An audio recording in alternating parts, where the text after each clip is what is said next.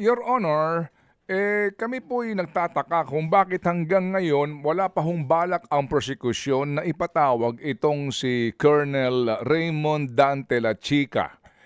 Lagi na lang sa kanya ho kasi ipinapasa yung pong sinasabi na naging paggasta dito po sa confidential fund ni VP Sara.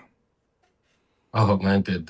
We understand, no, kung saan ho nanggagaling, no, yung gano'ng mga katanungan. But una muna ho, we have to explain. Every time we call a potentially hostile witness, no, kailangan ho itong decision na to ay maingat ho namin pag-aralan. Dahil by its very nature, it carries inherent risks, no, yung pag-present ng hostile witness.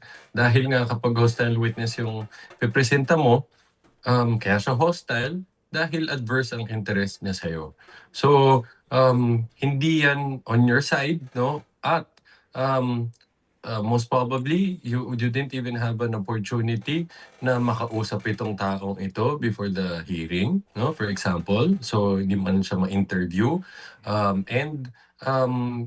Wala kang, kumbaga, mapanganib yan na pwede siyang, for example, magsinungaling, no? At hindi ko sinasabi na sigurado kami magsisinungaling siya. But ang sinasabi namin ay nandyan yung possibility na yan. Lalo na kung itong tao na to, posible, dun sa mga gusto mong i-elicit na sagot sa kanya, no?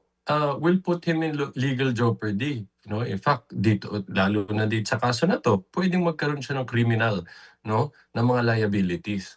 So, yung motivation to lie, nandiyan, no? Again, we're not saying that he's going to lie. But just to explain, bakit pag hostile witness, bakit kailangan maging maingat ka sa paggawa ng desisyon, no? Kung ipapatawag mo pa siya kung testigo at hindi.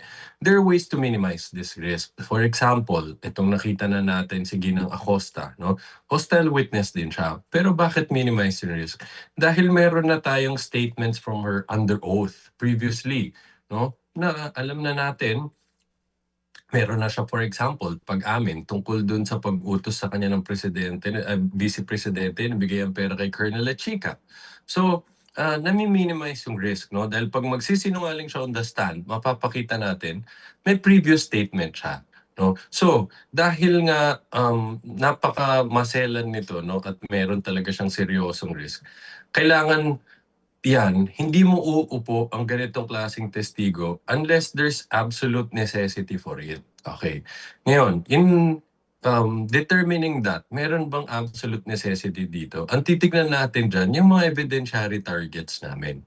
No? So, titignan namin, kailangan ba talagang marinig pa namin itong testigo na to? Or mapapatunayan naman namin yan kung ano man ang gusto nating makuha sa kanya sa pamamagitan ng pagpresenta ng ibang mga dokumento at ebidensya.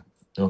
Kaya ho, that's why we're explaining kung bakit, yes, at first glance, no, mukhang since naririnig siya lagi, Colonel La Chica, logical next step is tawagin na siya, no? But that's why we're explaining, hindi ho siya ganun kadaling gawin na decision, no, kung bakit nagiging maingat kami, no? Dahil tinitignan talaga namin dito at the end of the day, kailangan pa bang mag-risk o yung gusto naming patunayan, napapatunayan na namin at patuloy na papatunayan paggamit ng ibang ebidensya at testigo.